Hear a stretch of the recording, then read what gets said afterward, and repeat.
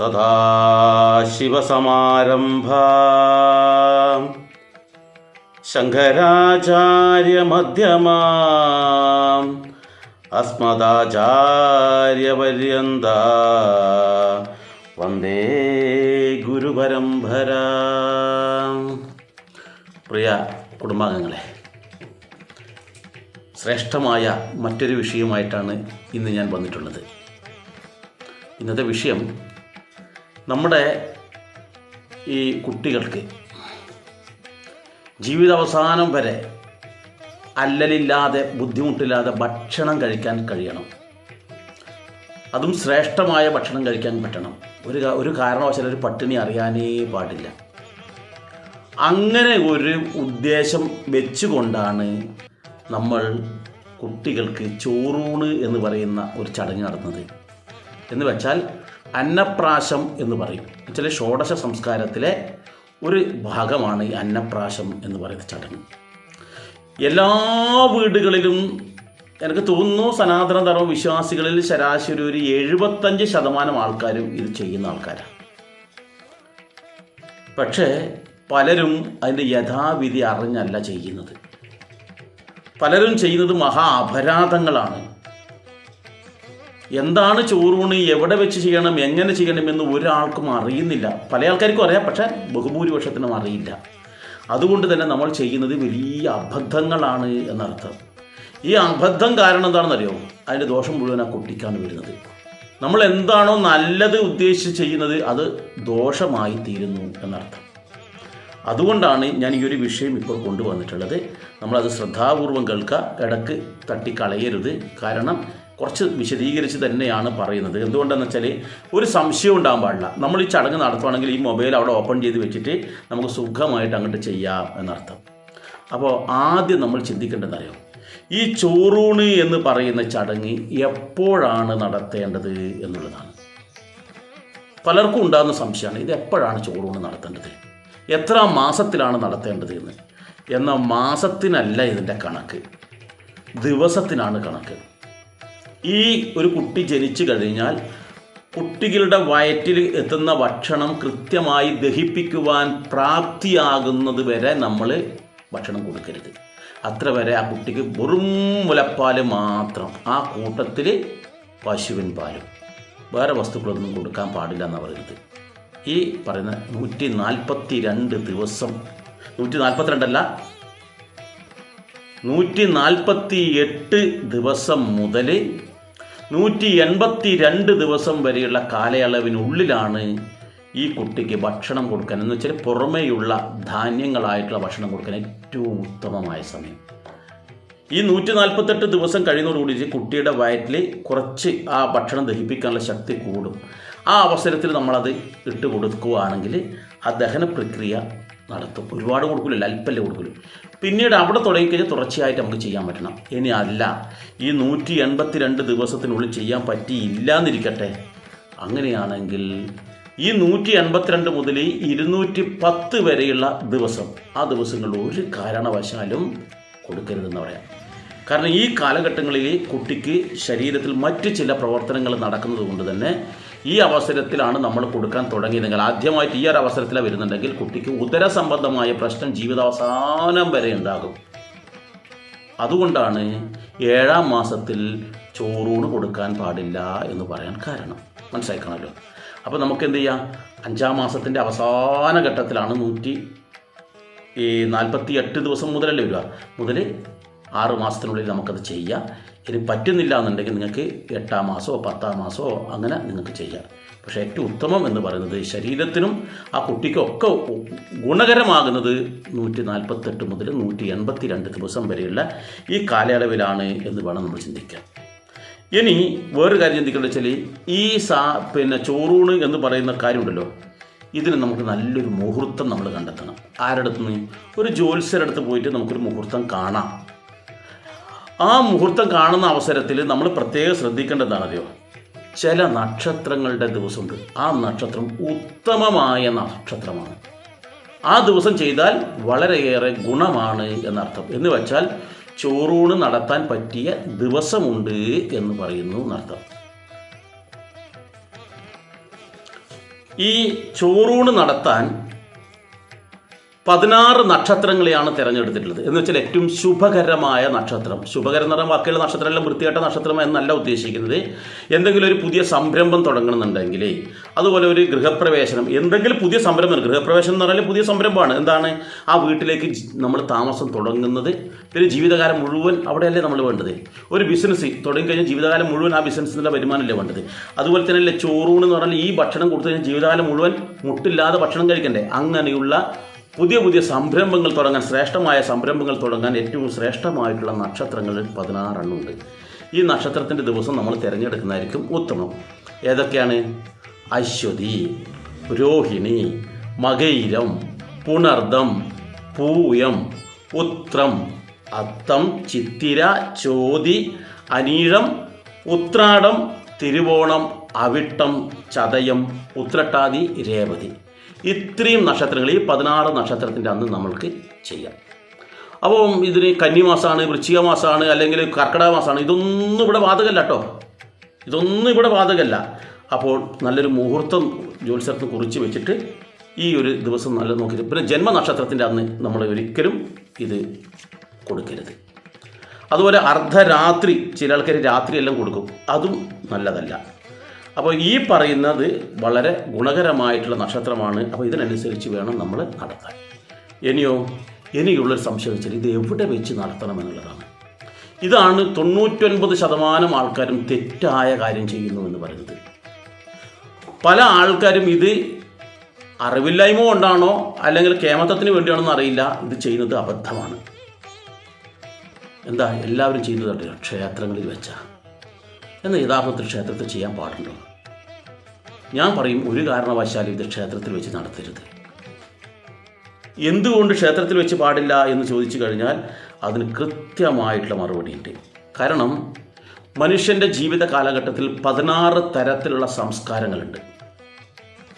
ഈ 16 സംസ്കാരങ്ങളും ക്ഷേത്രത്തിൽ വെച്ച് നടത്താറില്ല, അല്ലെങ്കിൽ നടത്താൻ പാടില്ല എന്നുള്ളതാണ് വിധി. ഇതൊക്കെ അവരുടെ സ്വകാര്യമായിട്ട് അവരുടെ സ്വന്തം ഭവനത്തിൽ വെച്ച് നടത്തുന്നതാണ് ഏറ്റവും ഉത്തമം. 16 സംസ്കാരം നിങ്ങൾ എടുത്തു നോക്കിക്കോളൂ. ഇതിൽ ഒരു സംസ്കാരം പോലും ക്ഷേത്രത്തിൽ നടത്തേണ്ടതല്ല. പക്ഷേ ഇന്ന് പണത്തിന് വേണ്ടിയിട്ടും സൗകര്യത്തിന് വേണ്ടിയിട്ടും നമ്മൾ ക്ഷേത്രങ്ങളെ ആശ്രയിക്കുന്നു എന്ന് വേണം പറയാൻ. നോക്കൂ, ഒന്നാമത്തെ ചടങ്ങ് നമ്മുടെ ഈ ഷോഡശ സംസ്കാരത്തിൽ ഏറ്റവും പ്രധാനമാണ് ഗർഭാധാനം. എന്ന് വെച്ചാൽ സ്ത്രീയും പുരുഷനും ബന്ധപ്പെട്ട് പുരുഷൻ സ്ത്രീക്ക് ഗർഭം ദാനം നൽകുകയാണ്. ഒരു കുട്ടിയുടെ ബീജം അങ്ങോട്ട് കൊടുക്കുകയാണ്. ഇത് ക്ഷേത്രത്തിൽ വെച്ച് ചെയ്യാറുണ്ടോ? ഇത് നമ്മുടെ വീട്ടിൽ രഹസ്യമായിട്ട് ചെയ്യുന്ന കാര്യമല്ലേ? ഷോഡശ സംസ്കാരത്തിൽ 16 നമ്മൾ നമ്മുടെ വീടുമായി ബന്ധപ്പെട്ട് ചെയ്യേണ്ട. അതിനുശേഷമുള്ള പുംസവനം, സീമന്തോനയനം, ജാതകർമ്മം, നാമകരണം നമ്മൾ വീട്ടിൽ നിന്ന് ചെയ്യാറ്. നമ്മൾ നാമകരണം ഗർഭാധാനം കഴിഞ്ഞാൽ പിന്നെ ഇപ്പം ചെയ്യുന്നത് നാമകരണം മാത്രമേ ഉള്ളൂ. അപ്പോൾ ഇത് ഈ പറഞ്ഞ എല്ലാം. അതിനുശേഷം നിഷ്ക്രമണം. എന്താണ് നിഷ്ക്രമണം? നമ്മൾ വീട്ടിൽ നിന്നാണ് ചെയ്യേണ്ടത്. അതോടൊപ്പം തന്നെ അന്നപ്രാശം, അതും വീട്ടിൽ നിന്നാണ് ചെയ്യേണ്ടത്. അന്നപ്രാശം കഴിഞ്ഞാൽ അന്ന് ചൂടാകർമ്മം എന്ന് പറയാം. എന്ന് വെച്ചാൽ കുട്ടിയുടെ മുടി മുറിക്കല്. ഇതെപ്പോഴും ക്ഷേത്രത്തിൽ ചെയ്യുന്ന ആരും കണ്ടിട്ടുണ്ടോ?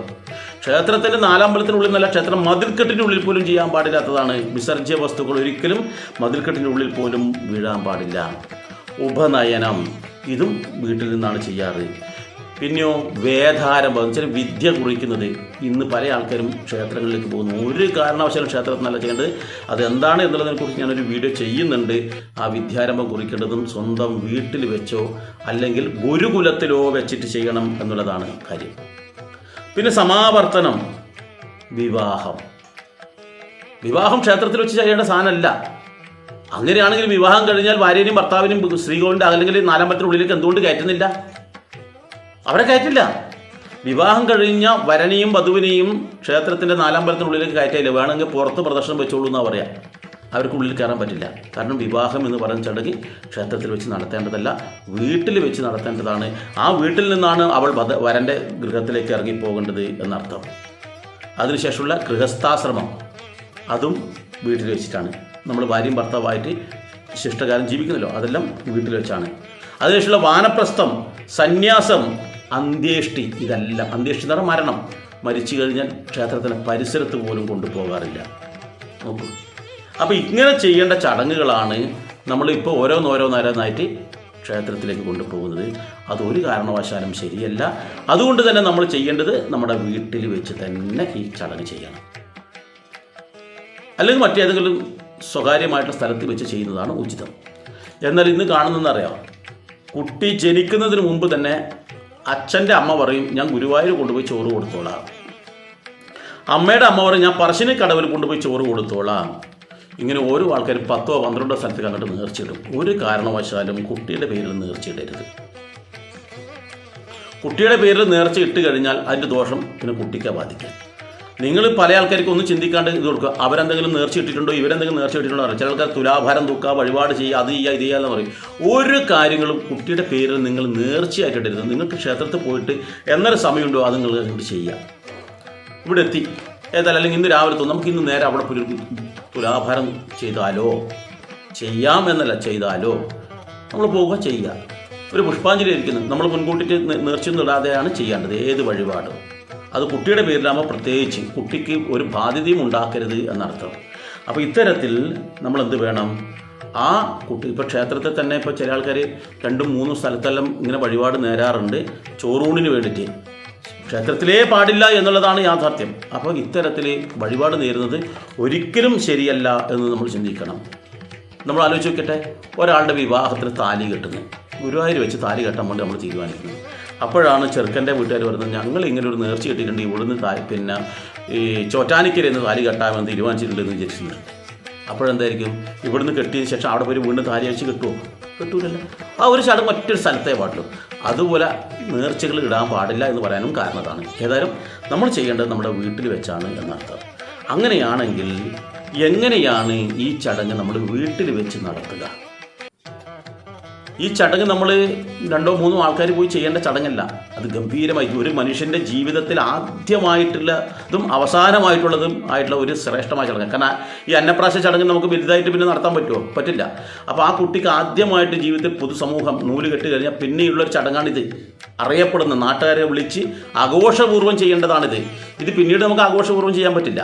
അപ്പോൾ അതുകൊണ്ട് തന്നെ ഈ കാര്യം നമ്മുടെ വീട്ടിൽ വെച്ച് നടത്തുന്ന സമയത്ത് അന്നത്തെ ദിവസം രാവിലെ ഈ കുട്ടിയുടെ പേരിൽ തന്നെ ഒരു ഗണപതി ഹോമം അവിടെ നടത്തുന്നത് നല്ലതാണ്. എന്ന് വെച്ചാൽ കുട്ടിക്ക് ഒരു കാലത്തും മുട്ടില്ലാതെ ഭക്ഷണം കിട്ടുന്നതിന് വേണ്ടിയിട്ട് ഈ ഒരു പ്രവർത്തനത്തിന് ഗണപതി ഭഗവാന്റെ അനുഗ്രഹം തേടി അന്നത്തെ ദിവസം നമ്മൾ ഒരു ഗണപതി ഹോമം ചെയ്യുന്നത് നല്ലതാണ്. അല്ലാന്നിരിക്കട്ടെ, അല്ലാന്നുണ്ടെങ്കിൽ നമ്മൾക്ക് തന്നെ വീട്ടിൽ ഈ അഗ്നി കൂട്ടുക എന്ന് പറഞ്ഞാൽ വീടിൻ്റെ ഹാളിൽ എല്ലാവരും ഒത്തുകൂടുന്ന എല്ലാവരും ഒത്തുകൂടുന്ന സമയത്ത് ഒരു ഇപ്പോൾ ടൈൽസും ഗ്രാനൈറ്റിലും ഇട്ടതായതാണെങ്കിൽ നമ്മൾ തറയിൽ ഒരു ഷീറ്റ് വിരിക്കുക അല്ലെങ്കിൽ പേപ്പർ വിരിച്ച് അതിൽ പൂഴിയിട്ട് ആ പൂഴിയുടെ അല്ലെങ്കിൽ മണലിട്ട് അതിന് ചുറ്റും ഇഷ്ടിക വെച്ചിട്ട് നമ്മളൊരു കളം ഉണ്ടാക്കും. ആ കളത്തിൽ പ്ലാവിറകും ചകിരിയൊക്കെ വെച്ചിട്ട് നമ്മളിങ്ങനെ ഇതാകുന്ന അവസരത്തിൽ അഗ്നി ഭഗവാനെയും മറ്റുള്ള ദേവഗണങ്ങളെയൊക്കെ ഉദ്ദേശിച്ചിട്ട് നമുക്ക് ലളിതമായ വിധത്തിൽ അല്പം നെയ്യ് അതിലേക്ക് ഒഴിച്ചു കൊടുക്കുക. ആ നെയ്യ് ഉപയോഗിച്ചിട്ട് ആ അഗ്നിയെ പ്രീതിപ്പെടുത്തുക. അപ്പോൾ അതിൽ ബാക്കി വരുന്ന നെയ്യുണ്ടല്ലോ, അല്ലെങ്കിൽ ഗണപതി ഹോമമാണ് ചെയ്യുന്നിരിക്കട്ടെ, അപ്പോൾ ഈ ഹോമം ചെയ്യുമ്പോൾ എല്ലാവരും ഇതിന് ചുറ്റും ഉണ്ടാവും കേട്ടോ, കുടുംബാംഗങ്ങളും കുട്ടിയും എല്ലാവരും ഇത് ഹോമം കൊണ്ടത് ചുറ്റും ഉണ്ടാവണം, അതവിടെ നിൽക്കട്ടെ. അപ്പോൾ ഇതിൽ ബാക്കി വരുന്ന നെയ്യ് ഉപയോഗിച്ചിട്ടാണ് കുട്ടിക്ക് വേണ്ടുന്ന ചോറ് തയ്യാറാക്കേണ്ടത്. ഇനി വേറൊരു കാര്യമുണ്ട്, നമുക്കിതിനൊന്നും സൗകര്യം ഇല്ലാത്തതാണെങ്കിൽ വീട്ടിലെ അടുപ്പിൽ നമ്മൾ നിവേദ്യം തയ്യാറാക്കുമല്ലോ, അപ്പോൾ അതിലേക്ക് അല്പം പശു നെയ്യ് നമ്മൾ ചേർത്ത് ഒഴിച്ചു കൊടുത്ത് അതിനുശേഷമാണ് നമ്മൾ ഈ ഭക്ഷണത്തിലേക്ക് ഈ നെയ്യ് കൊടുക്കാൻ എന്നർത്ഥം. അപ്പോൾ ഇത്തരത്തിൽ ആ ചോറ് നമ്മൾ തയ്യാറാക്കാം. എന്തൊക്കെയാണ് ചേർക്കേണ്ടത്? അരി, അത് പച്ചരിയോ ഉണങ്ങലരിയോ ആണ് എടുക്കേണ്ടത്. ഈ അരി നമ്മൾ സാധാരണ ചോറ് നമ്മൾ മനുഷ്യന്മാർക്ക് ചോറ് വെച്ചിട്ട് ഊറ്റി എടുക്കുന്നത് പോലെയല്ല, അത് ദേവന് വേണ്ടി ചെയ്യും പോലെ വറ്റിച്ചിട്ട് വേണം എടുക്കാൻ വേണ്ടിയിട്ട്. ദൈവികമായ കാര്യമാണ്.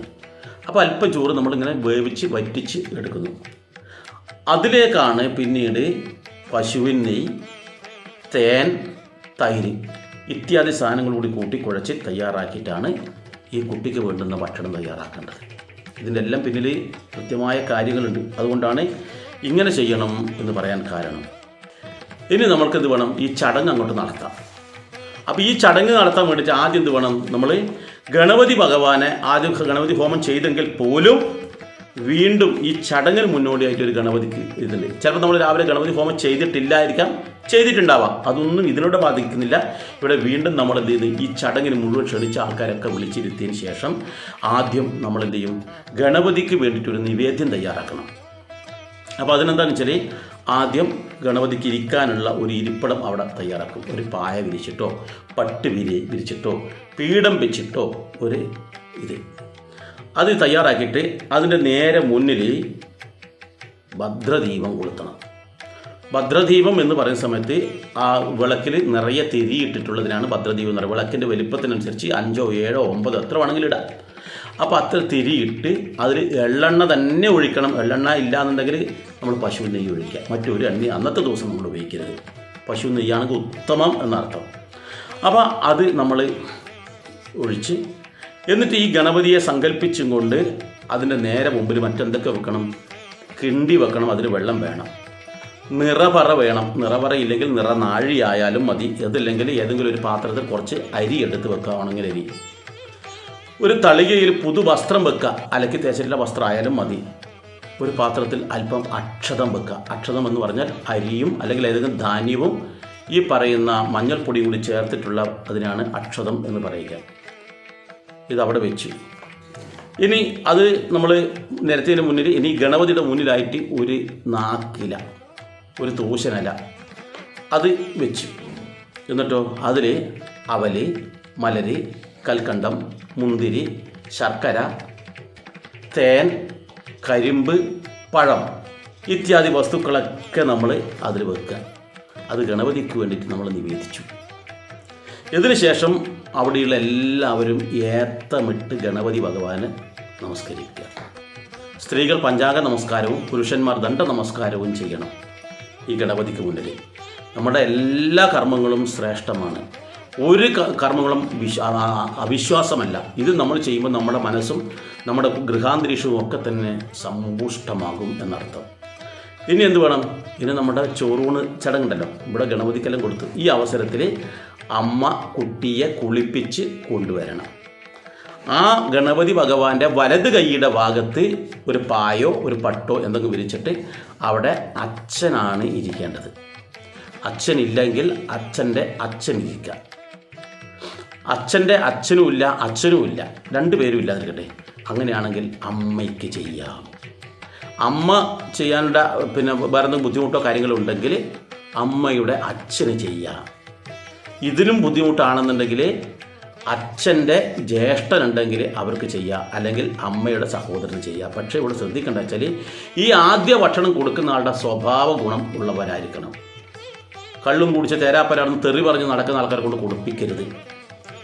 അത് നമ്മൾ ആദ്യം അച്ഛനും അമ്മയും കൂടി പ്ലാൻ ചെയ്യണം, അല്ലെങ്കിൽ അമ്മ പ്ലാൻ ചെയ്യണം, അല്ലെങ്കിൽ അച്ഛനാണെങ്കിൽ അച്ഛൻ പ്ലാൻ ചെയ്യണം ആരാണ് കൊടുക്കേണ്ടതെന്നുള്ളത്. നിങ്ങൾക്ക് ഇതിൽ ആർക്ക് വേണമെങ്കിൽ കൊടുക്കാം. പരമാവധി അച്ഛൻ തന്നെ കൊടുക്കുന്നതാണ് ഉത്തമം. അച്ഛൻ വിദേശത്താണ്, കൊടുക്കാൻ പറ്റില്ല എന്നുണ്ടെങ്കിൽ അച്ഛനോട് കൂടി ചോദിച്ചിട്ട് ആരാണ് വേണ്ടത് നോക്കുക. കാരണം കളങ്കമില്ലാത്ത നല്ല മനസ്സിൻ്റെ ഉടമ കൊടുത്താൽ ഉത്തമം എന്നർത്ഥം. അപ്പോൾ അത്തരത്തിൽ ഈ കുട്ടിയെ കുളിപ്പിച്ച് അവിടെ ആ ഇരിക്കുന്ന വ്യക്തി ആരോ ആവട്ടെ അവരവിടെ ഇരുന്ന് കഴിഞ്ഞാൽ അവർ പ്രധാനമായിട്ടും കുളിച്ചതിന് ശേഷം മാത്രമേ അവരവിടെ ഇരിക്കാവൂ. കുളിച്ച് ശുദ്ധി വരുത്തിയതിന് ആൾ മാത്രമേ അവിടെ കുട്ടിക്ക് ഭക്ഷണം കൊടുക്കാവൂ എന്നർത്ഥം. ഇതിന് ശേഷം ഇത് ഗണപതി ഭഗവാന്റെ വലതു ഭാഗത്താണ്. അപ്പോൾ ഇവരൊക്കെ ഇരുന്നു. ഈ കുട്ടി അച്ഛൻ്റെ മടിയിൽ അല്ലെങ്കിൽ അവരുടെ മടിയിൽ ഇരിക്കുന്നുണ്ട്. ഈ കുട്ടിക്ക് ചന്ദനം തൊട്ട് കൊടുക്കുക. ആ മടിയിലിരുത്തിയ ആളാണ് ചെയ്തു കൊടുക്കേണ്ടത്. അതിനുശേഷം അവിടെ എത്തിയ മുഴുവൻ ആൾക്കാരും കുട്ടിയെ അനുഗ്രഹിക്കുക. എങ്ങനെ അനുഗ്രഹിക്കുക? അക്ഷതം വെച്ചിട്ടുണ്ടല്ലോ, ആ അക്ഷതം എടുത്ത് കുട്ടിയുടെ നെറുകയിൽ, കുട്ടിയുടെ കണ്ണിലും മൂക്കിലും ആവരുത്, നെറുകയിൽ 1 or 2 അക്ഷതം എടുത്താൽ മതി. എടുത്തിട്ട് നെറുകയിൽ കൈ വെച്ചിട്ട് അനുഗ്രഹിക്കുക. ഈ അവസരത്തിൽ പിഞ്ചു കുട്ടിയായാലും ആ കാല് തൊട്ട് നമസ്കരിപ്പിക്കാനുള്ള ശീലം നമ്മൾ ഉണ്ടാക്കുക. ഇത് കഴിഞ്ഞു. ഇനെന്ത് വേണം? ഈ നിവേദ്യം ഉണ്ടല്ലോ കൊണ്ടുവന്നിട്ടില്ലേ, ഞാൻ നേരത്തെ പറഞ്ഞിട്ടുള്ള നിവേദ്യം.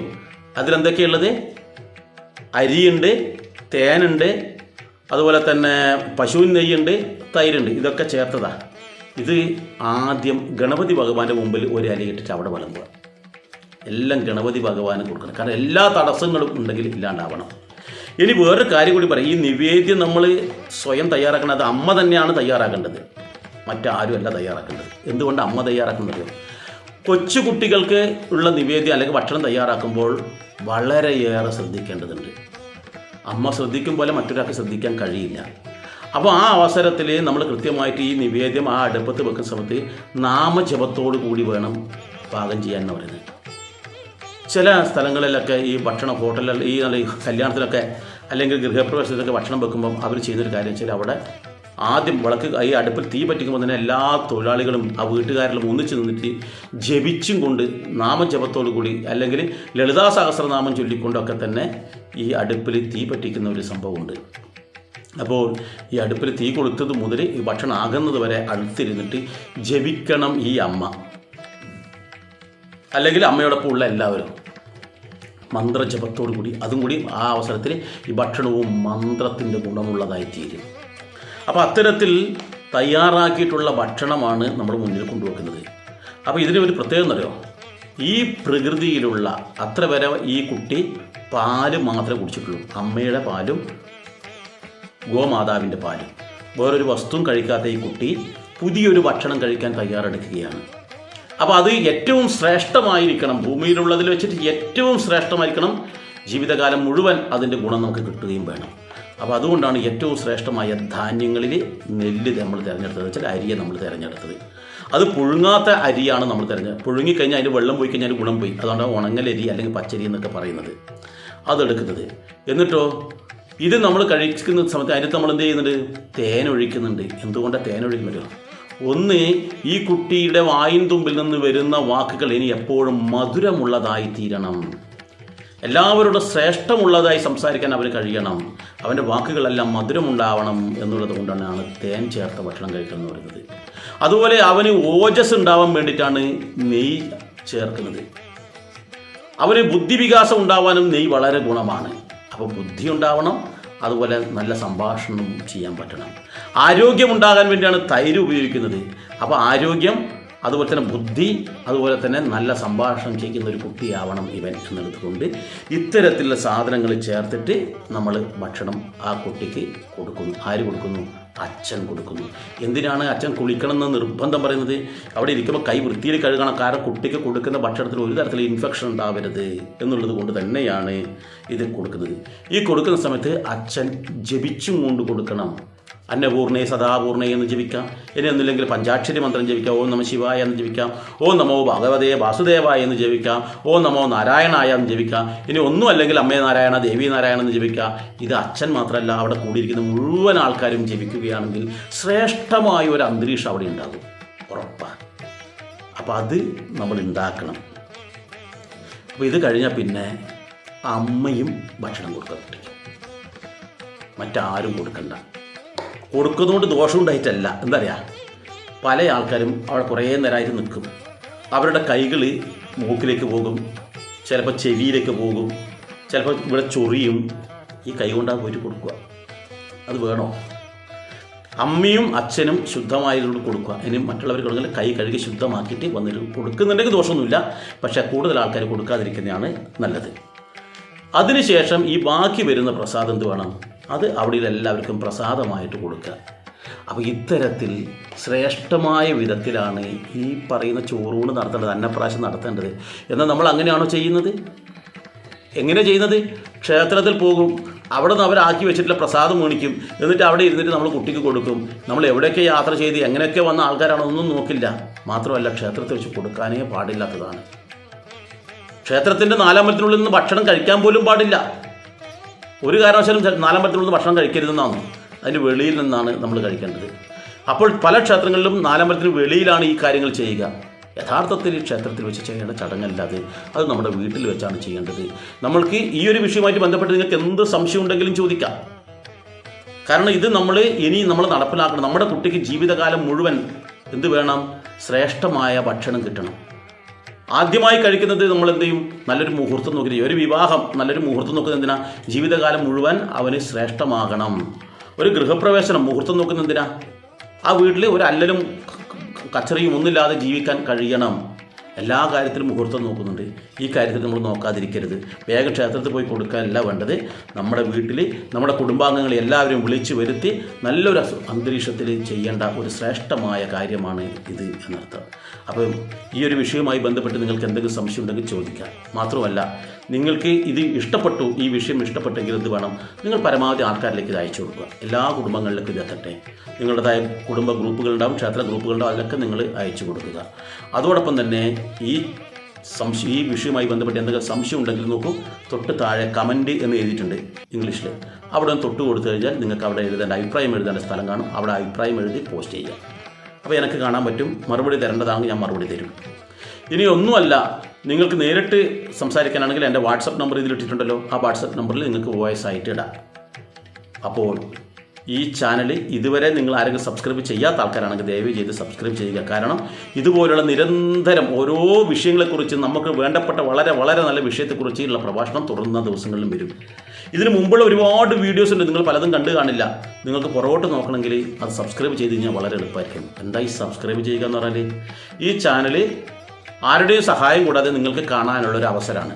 അപ്പോൾ അതിനിവിടെ നമ്മൾ എന്ത് ചെയ്യണം, സബ്സ്ക്രൈബ് എന്ന് തൊട്ട് താഴെ ചെയ്തിട്ടുണ്ട്. എൻ്റെ ഞാൻ സംസാരിക്കുന്നതിൻ്റെ തൊട്ട് താഴെ നോക്കിക്കഴിഞ്ഞാൽ നിങ്ങൾക്ക് കാണാൻ കഴിയും സബ്സ്ക്രൈബ് എന്ന്. അതിൽ തൊട്ട് കൊടുക്കുക. അവിടെ തൊടുമ്പോൾ ഒരു മണിയുടെ ചിത്രം വരും, അതും കൂടി തൊട്ട് കൊടുക്കുക, മതി. നിങ്ങൾക്ക് ഇനിയുള്ള വീഡിയോ മുഴുവൻ തന്നെ ഞാനിവിടെ പോസ്റ്റ് ചെയ്യുമ്പോൾ തന്നെ നിങ്ങളുടെ അരികിലേക്ക് എത്തും.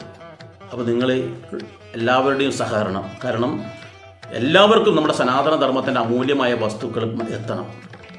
അങ്ങനെ എത്തിക്കഴിഞ്ഞാൽ നമ്മുടെ ചുറ്റും നമ്മൾ മാത്രം നന്നായതുകൊണ്ട് കാര്യമില്ല, എല്ലാവരും നന്നാവണം. അത് നമ്മളും കൂടി ഭാഗവാക്കാവുക. അതുകൊണ്ടാണ് നിങ്ങൾ പരമാവധി ആൾക്കാരിലേക്ക് അയച്ചു കൊടുക്കുക എന്ന് പറയുന്നത്. നിങ്ങൾ മുഖാന്തരം ഒരാൾക്കെങ്കിലും നല്ല സന്ദേശങ്ങൾ എത്തട്ടെ എന്നുള്ളത് കൊണ്ടാണ് ഞാൻ ഈ കാര്യം പറയുന്നത്. ഏതായാലും നമുക്ക് മറ്റൊരു വീഡിയോയുമായി മറ്റൊരു അവസരത്തിൽ വരാം. എല്ലാവർക്കും നന്ദി, നമസ്കാരം.